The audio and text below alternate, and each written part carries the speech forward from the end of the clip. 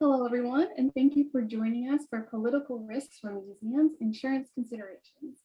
I'm Edja Hagen, and I'll be the moderator for our discussion today. I'm a freelance registrar and consultant based in Washington, D.C., and I also serve as chair of the ARCS Advocacy Committee. I'd like to introduce you to our panelists today. Blair Wunderlich is a fine art broker with DeWitt Stern and has been in the insurance industry for 12 years. She was named Power Broker in 2019 and 2020, and she's based in Washington, D.C.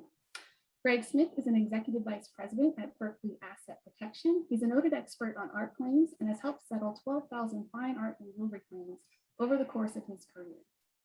Allison Cummings is the senior registrar for San Francisco's Civic Art Collection, responsible for the stewardship of the city's public art. Her 24 years of experience in collections management include positions at SF MoMA and MCA San Diego. She holds degrees in art history and criticism and political science from UC San Diego. And finally, Eric Fisher has worked in insurance for 36 years, 29 of them as a broker for fine art and collections. 18 of those were with Willis Towers Watson. And he lives in Gettysburg, PA, and serves on the board of the Friends of Fort McHenry. So let's jump right in. So I've been a registrar for almost 20 years, and I'm sure like many of you with us today, I've never given much thought to the sections of our fine arts policy that cover war, terrorism, riots, strikes, and insurrection, simply because they weren't likely to happen in the United States. However, the events of the past several years has changed the discussion, and risk from damage to artwork from political events such as riot, a protest, or even an insurrection have become a reality. So what do we as collections managers and registrars need to understand about political risk, how to mitigate it, and what our insurance policies cover or don't cover? Today, we'll start by defining some terms and going over the basics of what's covered and what's excluded in a typical insurance policy. We'll have a case study of how political protests have impacted public art displays for the city of San Francisco, followed by a discussion of how the insurance landscape is changing in light of these events. And finally, what mitigation steps should museums be taking to manage political risk? We'll be leaving 10 minutes at the end for questions, and I encourage you to please submit your questions in the question box rather in the chat. And with that, I will turn it over to you, Blair, for a review of insurance policies. Thanks so much. So I think the place that we want to just start, because we have people who are seasoned, and then we have people who are maybe more novice at looking at their policy. So the first place that we want to start is just provide a very broad strokes understanding of what's covered in the policy and what's excluded. And I want to just give a quick disclaimer, the proverbial disclaimer that, we're giving very broad strokes here. So of course, take a look at your policy, look at the exclusion sections, and make sure that these follow in line with what your actual individual policy. But for the focus of today, to make it very easy, we created two buckets. So what's covered, what's excluded. So if you look at the perils, strikes, riots, vandalism, typically it's covered on most domestic policies, but the caveat is a lot of times on international policies, you'll see that it's excluded. So definitely consult the list of exclusions for the international policies. Then war, and we're going to be kind of going down the rabbit hole on the war exclusion. You're going to see that that's excluded. Insurrection, rebellion, revolution, civil war, usurp power, action taken by a governmental authority, hindering, combating, or defending against any of these, that's going to fall under the excluded category. Damage by international shipments by war is covered. Terrorism is supplemental, and you'll, a lot of times you'll hear the term TRIA, so it's usually full terrorism or TRIA, but that's usually an additional cost.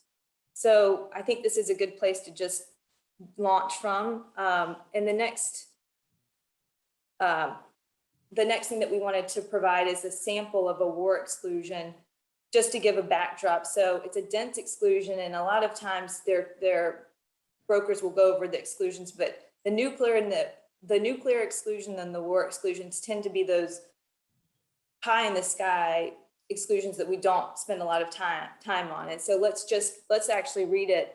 The war risk: hostile warlike action in time of peace or war, including action hindering, combating, or defending against an actual impending or expected attack by any government or sovereign power, by any authority using military personnel or other agents.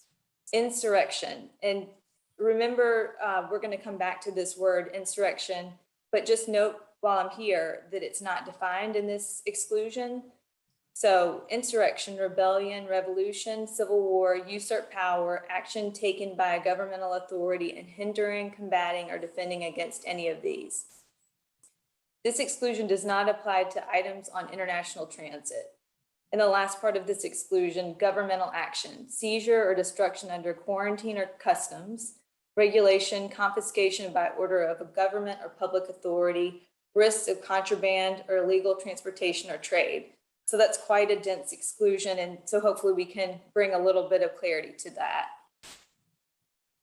And one final definition that we wanted to provide, because it isn't defined in that exclusion, but just a general definition of insurrection, and that is an act or instance of revolting against civil authority or an established government.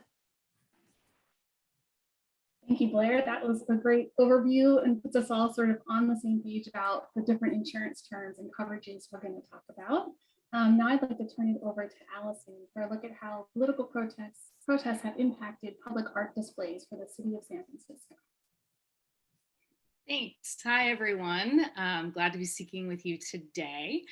So I manage the City of San Francisco's Civic Art Collection, which is one of the largest and most diverse collections of public art in the country.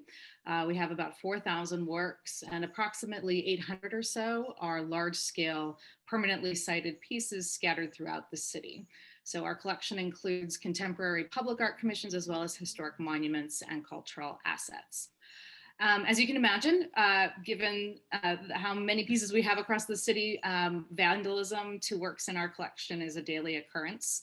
We see roughly 3 distinct categories of vandalism to the collection. So the first and most frequent, you can see some examples on the screen, are by far most frequent is standard tagging, graffiti, or a random incident of some sort. You can see here some images of one of our contemporary pieces that have been tagged and a couple of our monuments as well. Next slide. And then a couple of examples of some more creative interventions that we've dealt with. And that's some googly eyes on our Keith Haring, and somebody wasn't pleased with the bronze patina on the McLaren Monument in Golden Gate Park. So we do adhere to a best defense is a good offense approach to our collections care, which is making sure that artwork materials are appropriate and will survive in the public realm. We regularly apply protective coatings and so on to care for our works. We do endeavor to abate all graffiti and vandalism as quickly as possible, because we know that vandalism abets vandalism. And we use conservators and technicians that are trained in the care of outdoor sculpture for this kind of work. The second category of vandalism that we experience, and I'll go to the next slide, is politically motivated vandalism. Generally, it is rare. These are like unique one-off incidences. But that said, in recent years, there have been an uptick, of course, particularly as it pertains to public monuments.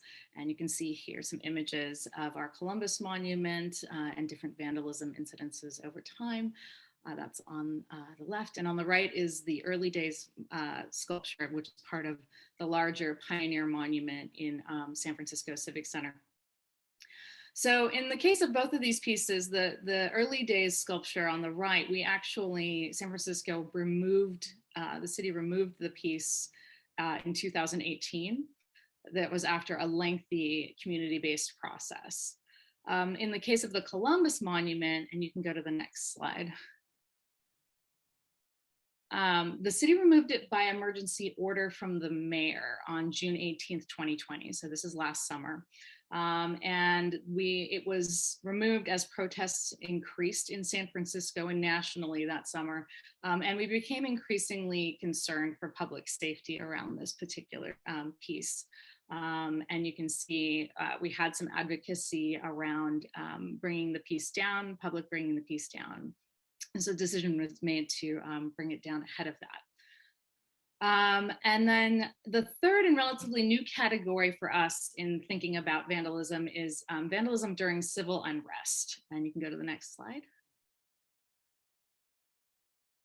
So on June 19th, which was a day after we removed the Columbus Monument, on June 19th last summer, protests in the city turned violent, and a large group in Golden Gate Park brought down the sculptural elements of the Francis Scott Key Monument, the Junipero Serra Monument, and the Ulysses S. Grant Monument. Their bases and other sculptures in the Music Concourse were heavily vandalized as well. And you can see the examples of that incident here. So yeah, that's what we've been dealing with here in San Francisco. Thank you, Allison. Wow, those images are powerful and really represent, I think, probably a lot of institutions, especially similar, government and city institutions have been dealing with in the past year or two. So let's talk about how the insurance field has been responding to these changes in the landscape. I wonder, Eric, Greg, and Blair, if you can talk to us about, what's new in insurance and how are insurance companies reacting to these events? I mean, insurance companies in general are very reactive.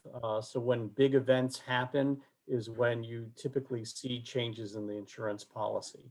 Nobody had a terrorism exclusion before 9/11. People in New York City did not have flood restrictions before Superstorm Sandy. So what we are seeing now is underwriters are paying a lot more attention to institutions that have politically sensitive materials, either outside or inside. I remember this past summer watching one of my clients' building get stormed live on TV. They were lighting fires inside the courthouse, the Zool courthouse that was named location one of the policies, which I said to my son as we're watching this. And we have other entities that typically in the past have not insured their outdoor sculpture coming to us now for coverage. And, it's a very different process than it was 2 years ago. Underwriters are asking a lot more questions. There are much bigger vandalism deductibles than there were in the past. So it's not for tagging, it is for types of losses like you're seeing on the screen now. So it's everywhere, and it's I think there's 130 Christopher Columbus statues still up in our country, and so each individual location is going to have to decide what they're going to do with those. Some are permanently wrapping them, some are moving them permanently, putting them in storage. And so it's not just Christopher Columbus, it runs the full gamut. And I think in San Francisco, Ulysses S. Grant is kind of a surprising one that they would target him. But yeah, it's you just can't tell what people are going to go after.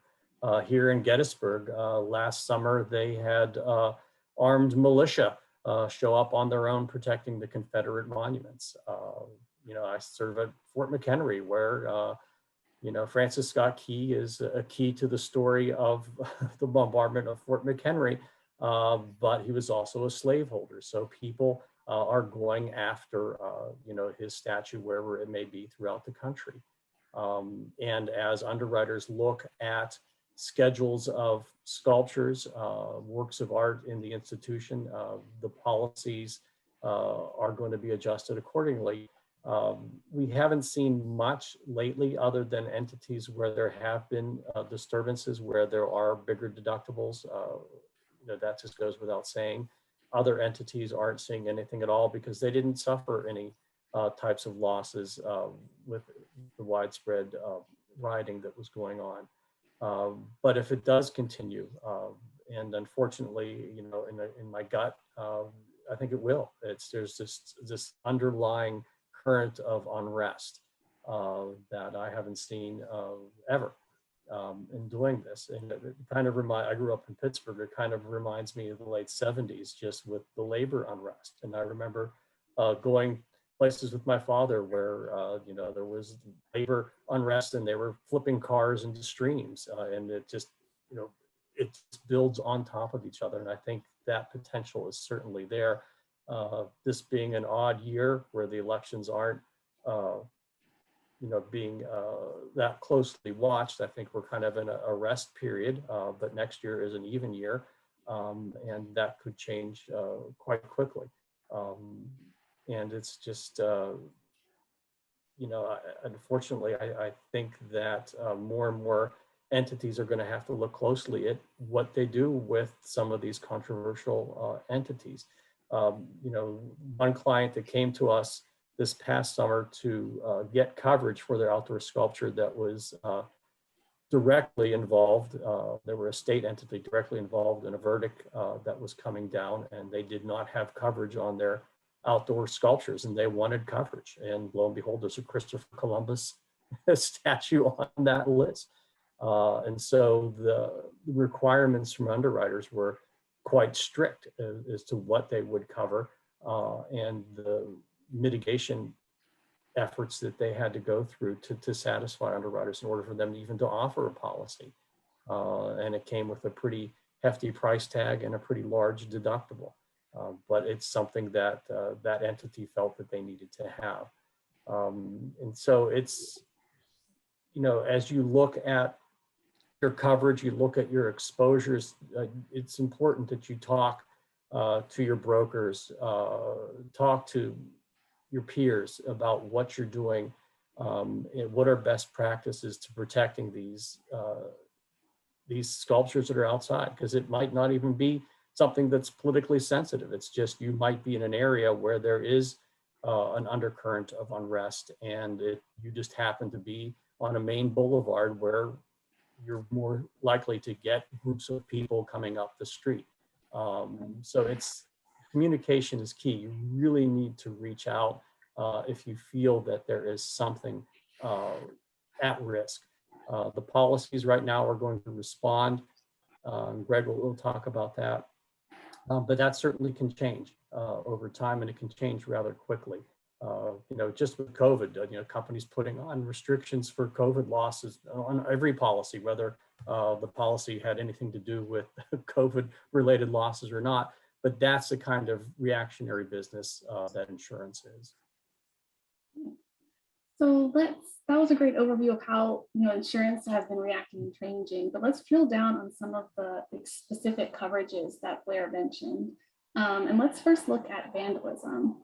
Blair explained how vandalism is covered in our policy, but what happens if the vandalism is part of a larger event like a riot, a strike, or a protest, a civil unrest event? Is the coverage impacted by the context?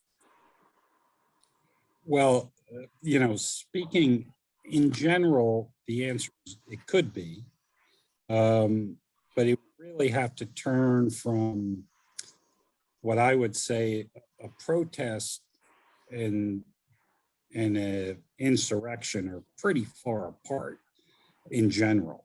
There's one thing to a group of people get together and they're involved in a protest, which is their right. But when it turns violent or it turns destructive, it's just not right, but it doesn't make it an insurrection, and therefore it really would be covered under the most policies. And I think Blair was very gracious and said, make sure you do check your policies. So in order for you to sort of start bridging the gap to go to a potential insurrection, you're going a long way from political protests, personal protests, racial protests that turn to physical damage, because it's a large step to have something deemed an actual insurrection. And this group chatted a couple times before today, and we sort of came to the conclusion it's not actually clear who defines an insurrection. So when does a group of people who are unhappy about the Electoral College result, when they go onto the steps of the Capitol and start creating damage, does that turn into an insurrection because they're going against the vote of the people and it's being backed by the president per se, or the outgoing president? You could see something to that getting legs, but I think it'd have to be a little bit more organized and more even more dramatic than the pictures we saw. I think that got out of control. And I think bizarrely, we weren't ready for it, which in today's, everyone learns from everything. As Eric said, insurance companies are reactive, so is law enforcement in many ways. So I think after that event, when the next round of protests were occurring, people prepared for that, just as if something happens in your community that creates tension in the community, whether it be San Francisco, New York, Gettysburg, or DC, there's a lot of local knowledge before something gets out of control. So and institutions are best served by being very close to their local law enforcement, making sure that they're communicating with their peers, as Eric brought up earlier, because that can be very, very valuable if you're in a smaller community, that if something is getting out of control on the west side of a community before it hits the east side, you can react. But I would say that insurance, what we're seeing in the social unrest, for the most part in the country, they're all covered events, even though there may be more organization than we would really even know. But it's interesting, your law enforcement does know. They are tipping businesses off and institutions off that, hey, there's something happening on Tuesday at 10 a.m. Be ready for it, and you have to react to that and prepare for that, I would say.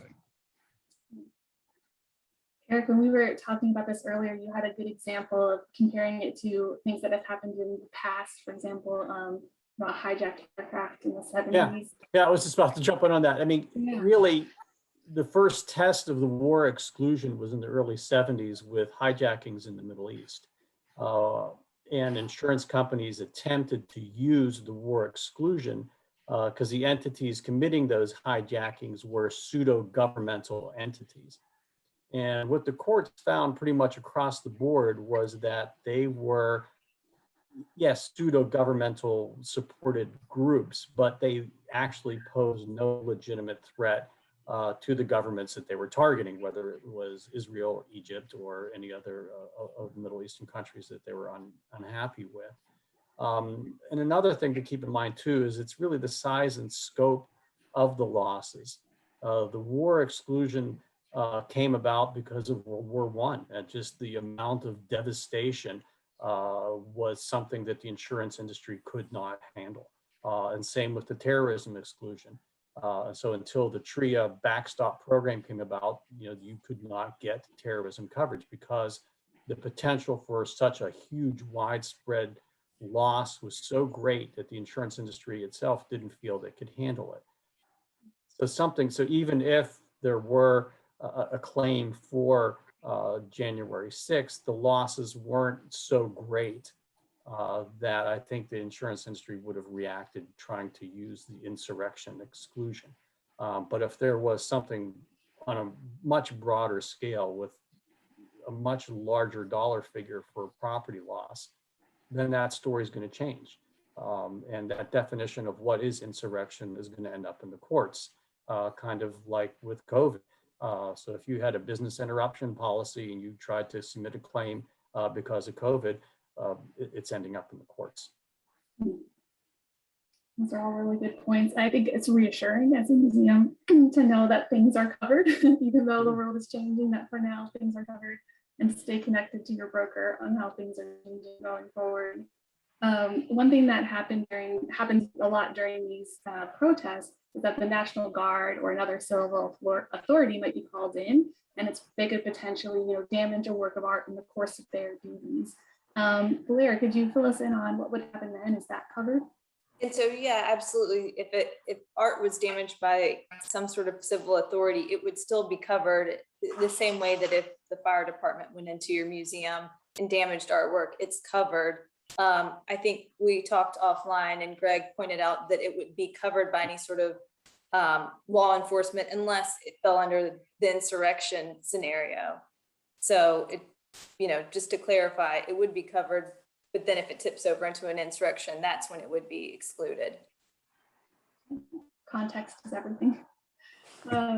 So far we've been talking mostly in reference to an institution's permanent collection, but we should also consider objects on loan.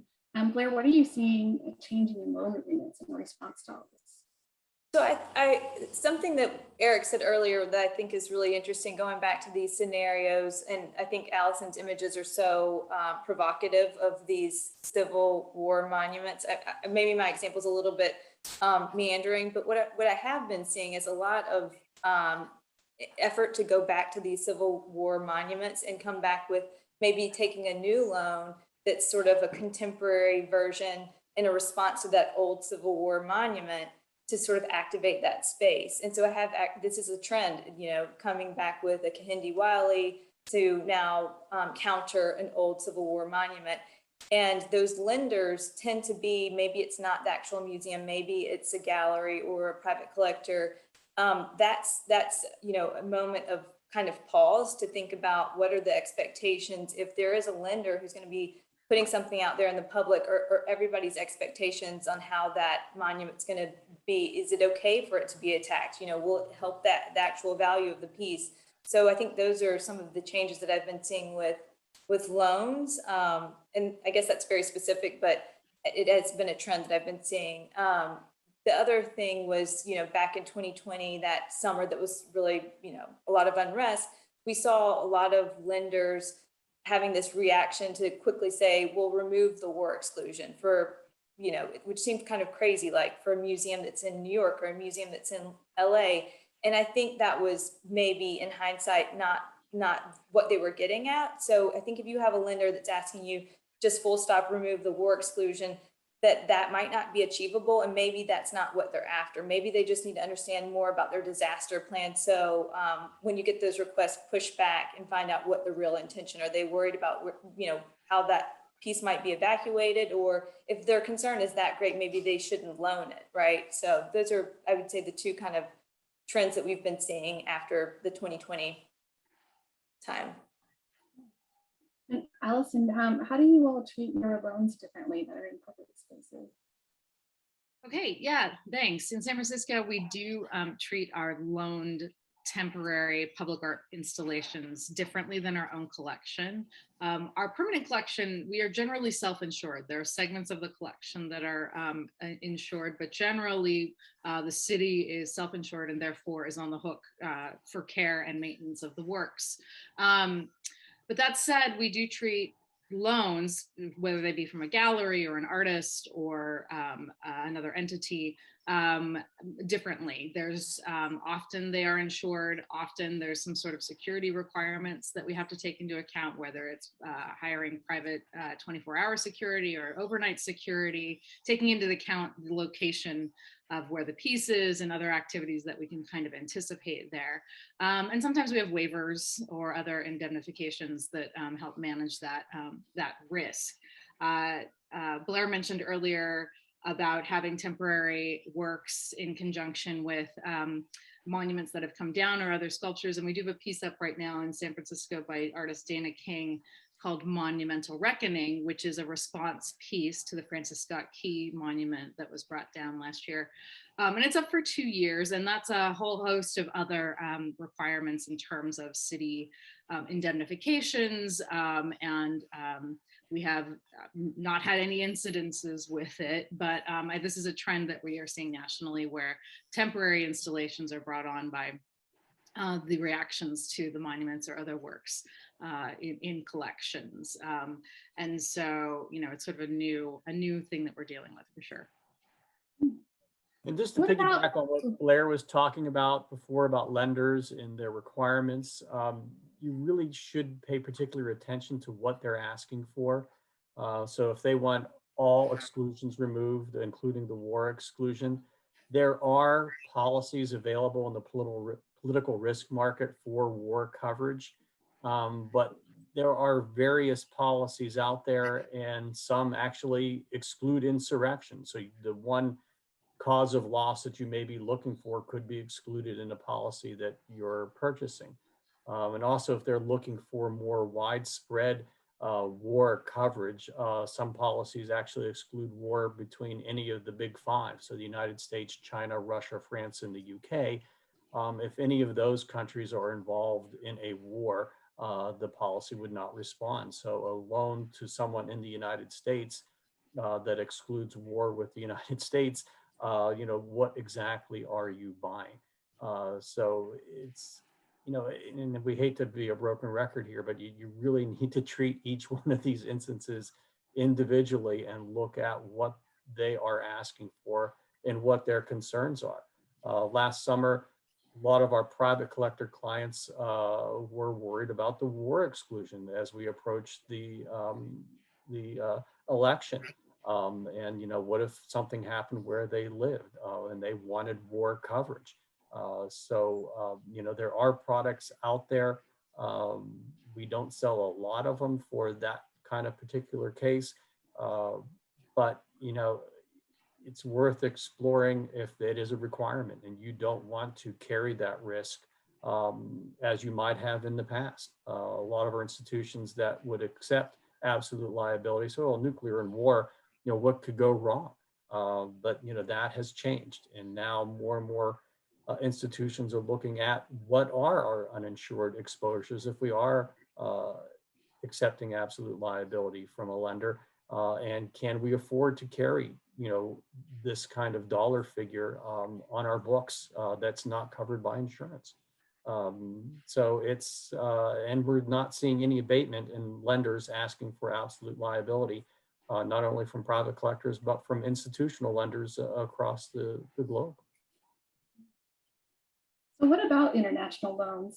Say if the U.S. Museum is lending to a foreign nation and political unrest would erupt in that nation and impact your art, what should we be thinking about in regards to insurance?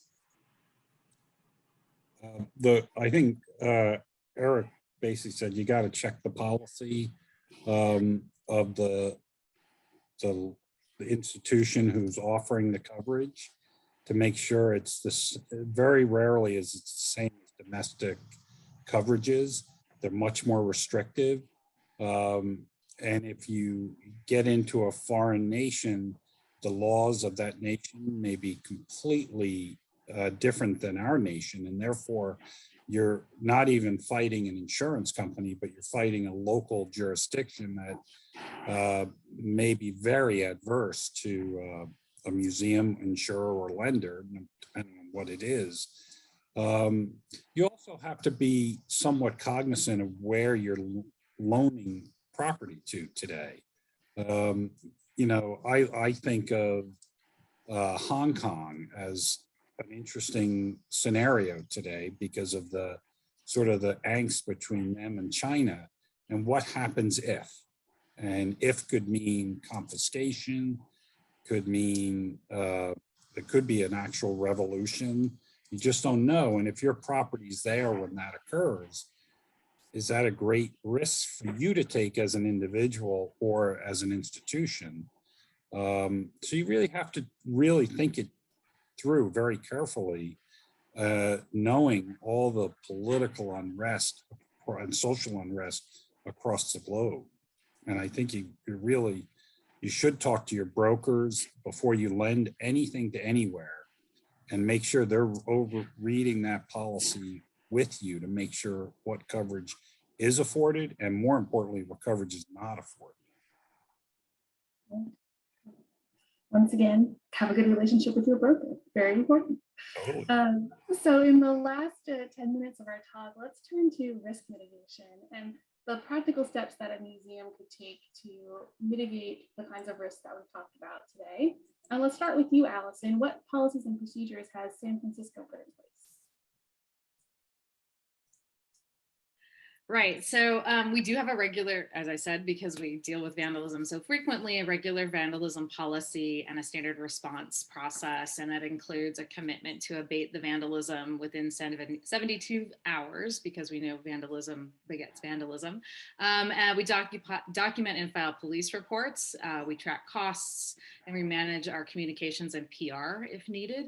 And this policy also applies to individual incidents, tagging and irregular, and also politically motivated incidents, which often have a larger sort of communications aspect to them as well.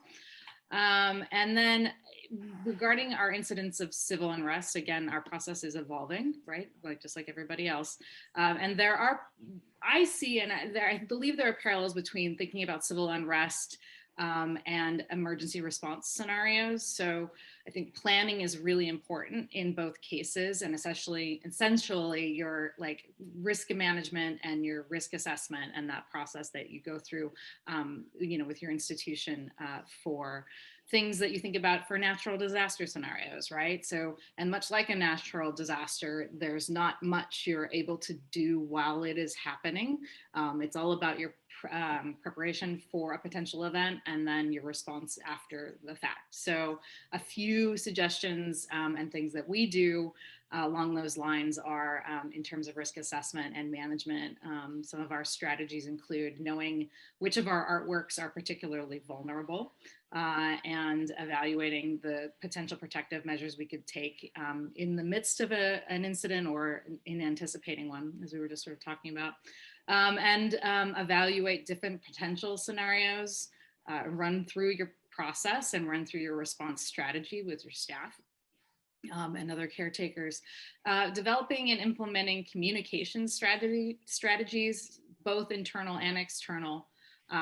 Who's talking to who's got the authority to make decisions in the moment, and so on, very much like a disaster if you're preparing for flood or earthquake or so on and so forth.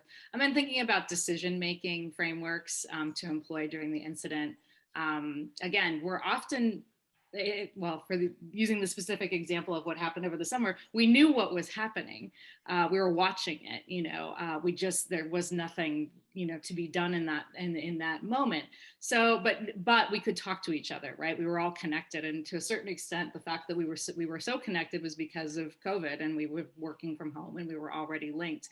So I think the technology that we've acquired as a response to the pandemic is actually going to be helpful moving through some of these scenarios.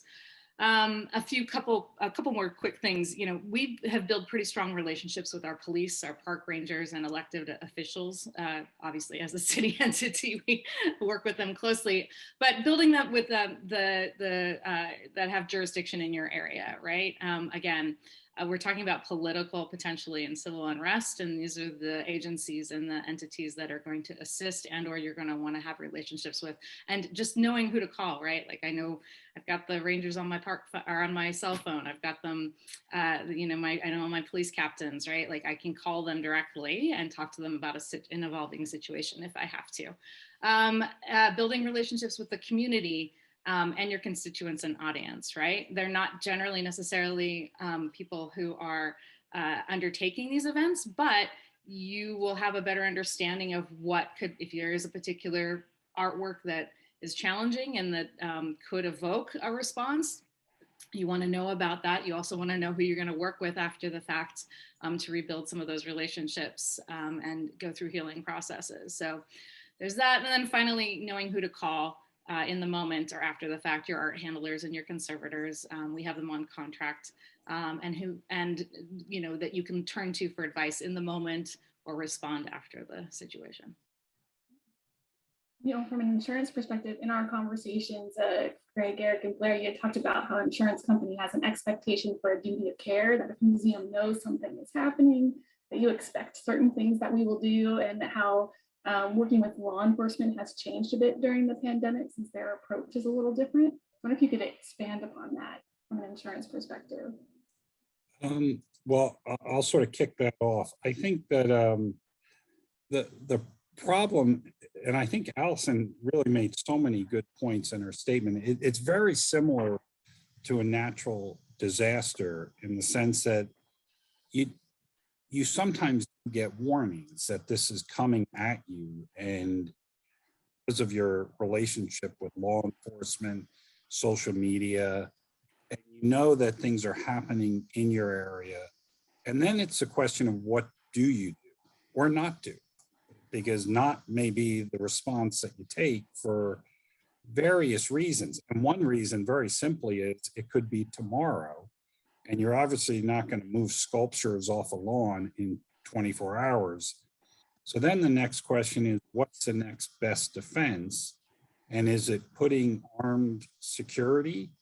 Well, that could incite violence, and that may not be the right thing. And again, that's where you and your law enforcement community really communicate, and the elected officials, because if they're telling law enforcement to stand down and you put a force out, that could turn really quickly against you and become really problematic, where really you're just trying to mitigate a problem that hopefully passes you by. So I would say that you make sure your cameras are working, you make sure you try your best not to be inciting anything, because if you create an incitement, they will react in many cases. But then common sense everywhere else. So if you have items close to your windows, move them. You may move them off the ground floor if you think there could be a potential breach into your building, and you put them in locked rooms on different floors. You may select only your loaned works, because those are the ones you care about, because really you're the caretaker of those for other people. So there's a lot of different ways of looking at it. When insurers say a duty of care, I would say that that is a common sense duty of care. So if you know that there is a really a bad civil unrest scenario in your town, and there's going to be a protest that's going to cross through potentially your property, you probably should close for the day, lock up. If you want to put an internal security force, potentially putting outside guards is really up to you and your local police, because they may, one, not want you to do that. Two is your board may be concerned about doing that. It may generate some liability concerns. But in general, it's just a duty to protect the property as best you can under the circumstances that are present, that obviously are fact specific and time specific. Very rarely do you get a week to figure out what to do. You're more or less getting 72 hours like a hurricane, and you do the best you can to protect the building. You may board up. This way nothing can come through your windows. Let them spray paint windows and the doors, but don't let them breach them. But everything's fact specific. So one of the things I love that Allison said is run through so many different scenarios with your staff ahead of time, and maybe with local officials, both political officials and law enforcement. Come up with a group plan to say, all right, we have this covered if X happens or Y. I think we've seen a lot over the last 24 months in the country, to say that, not to say we've seen it all, because you never see it all, but I think we've seen enough to make real level-headed decisions on how to protect the property that we all love and care for and insure.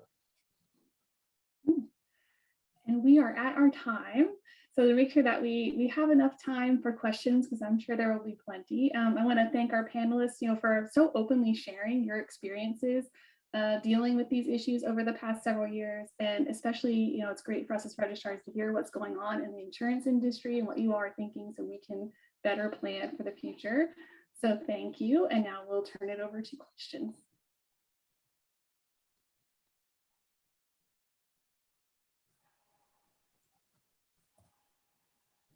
Thank you everyone for joining us today, and thank you to our panelists for such an interesting discussion. We're looking forward to taking your questions. But before we do that, we just wanted to mention a handout that's available to you with this session. That's a great resource. Blair, you want to tell us about what the handout is? Sure, absolutely. I want to give a quick shout out to Amy from Sculpture in Milwaukee, who was generous enough to share this with everybody.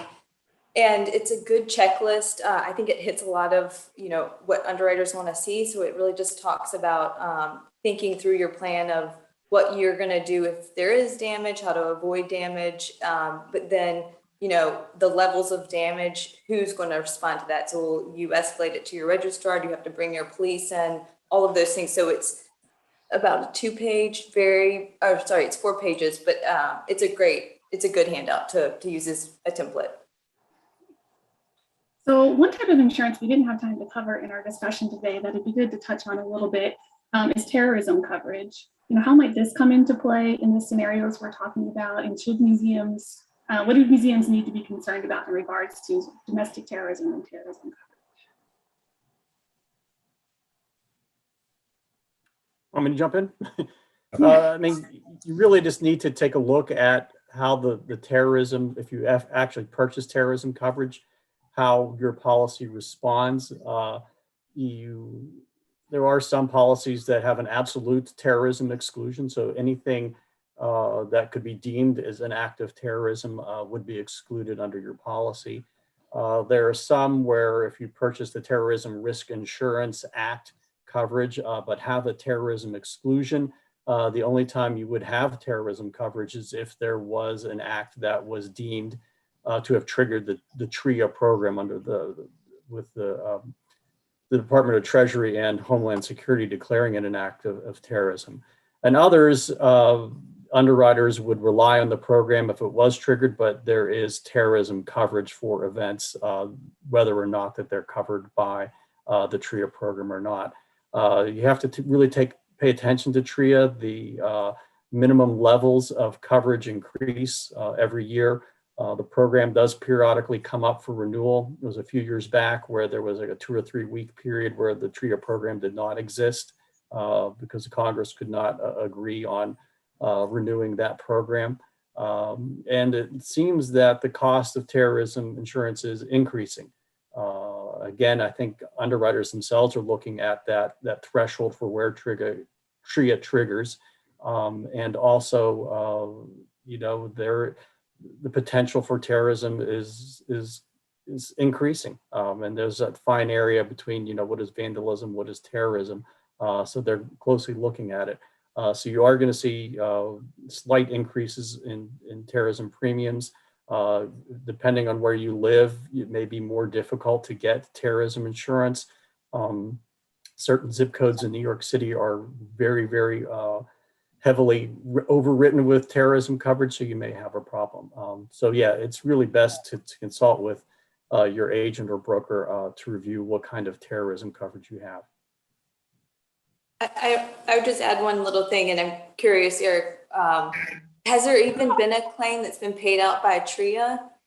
No. Right. No. I mean, really nothing's happened, touch wood, since 2001. But you know, the closest was the Boston Marathon bombing. The property damage there was fairly minor. So I don't think any insurance carrier in the right mind would have triggered any type of terrorism exclusion under those policies, given the situation. When talking about how your coverage can be impacted by the location you are at, that leads into this first question from Pat Loico.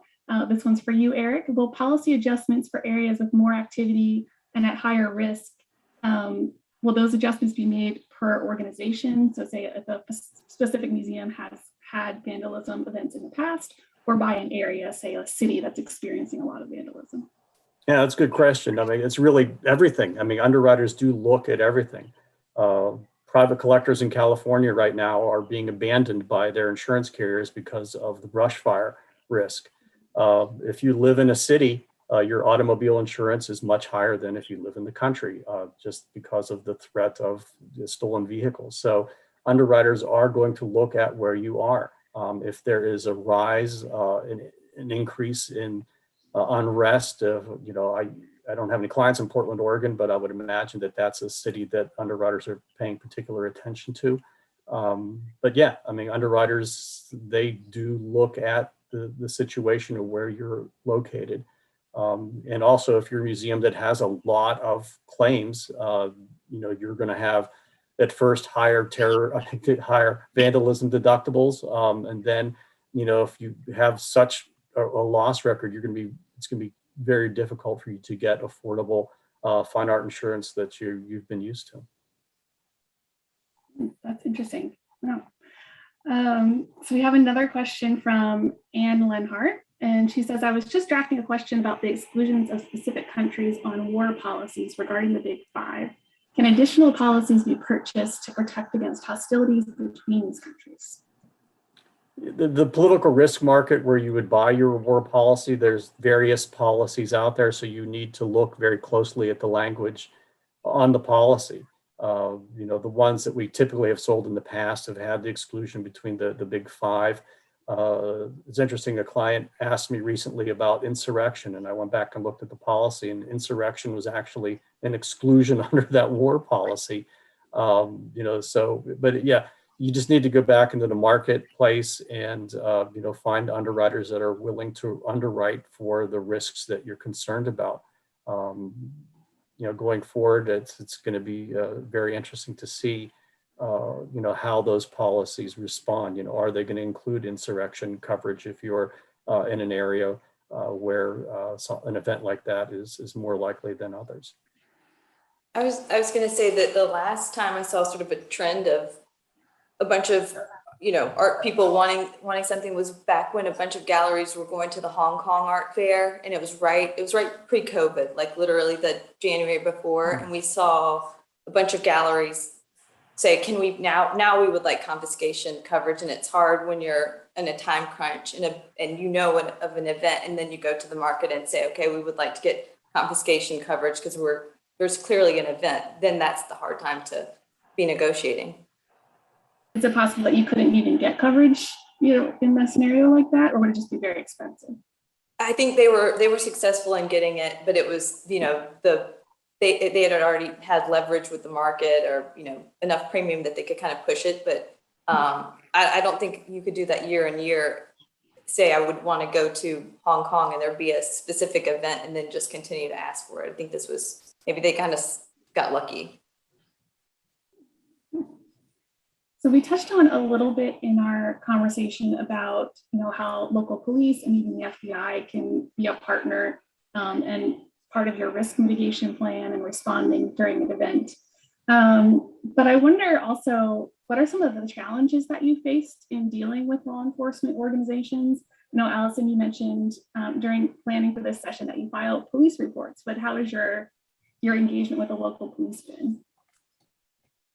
Sure. So I think, speaking of what we deal with and manage in San Francisco, we have good relationship with police. We file reports. SFPD has a dedicated vandalism unit, which is helpful, but it's like 2 people.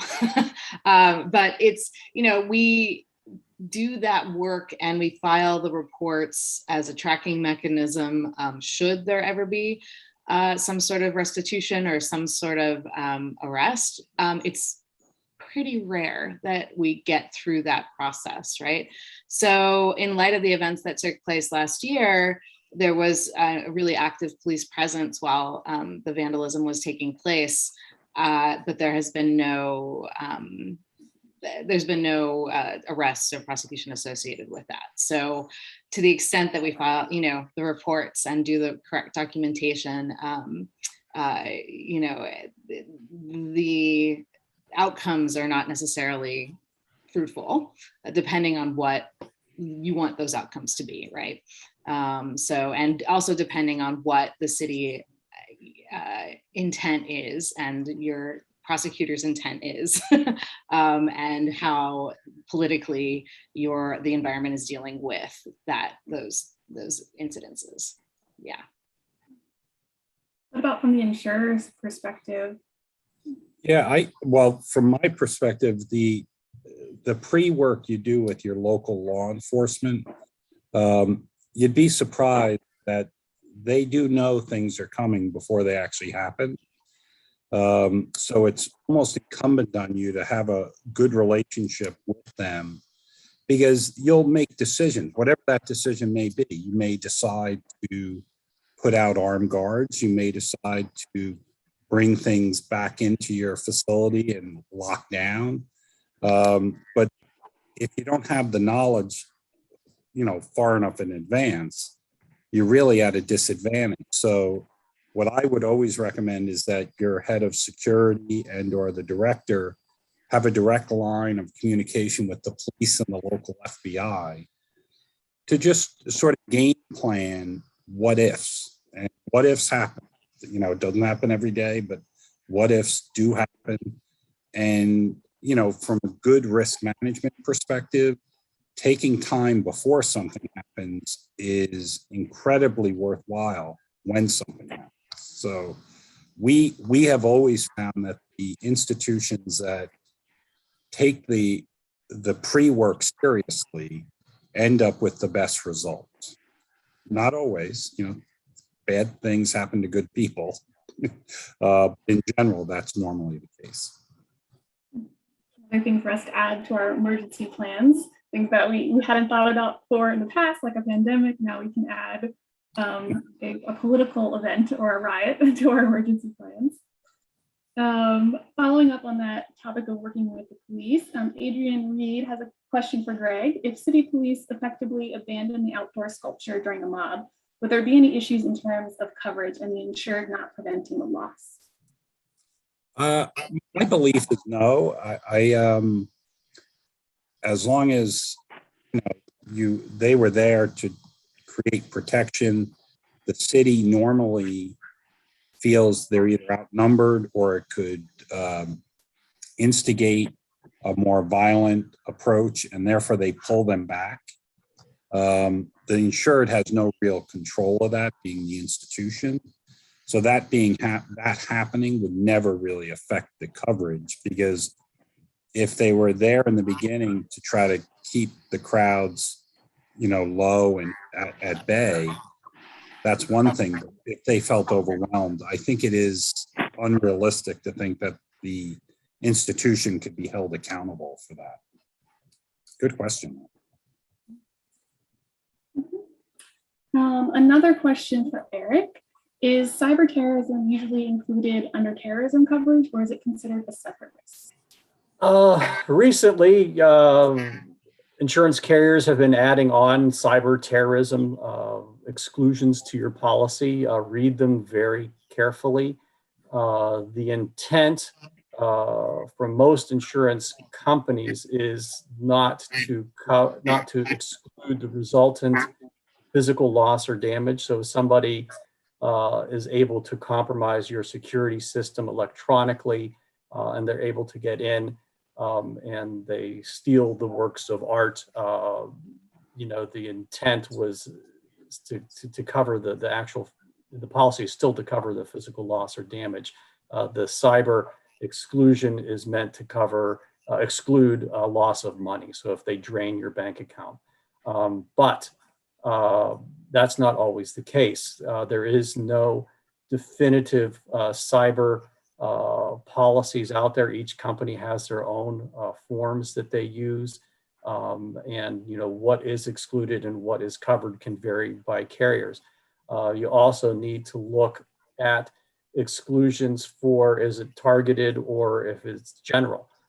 If it's targeted, you may have coverage with the thinking that it would be you know, the overall loss to the insurance industry wouldn't be that great.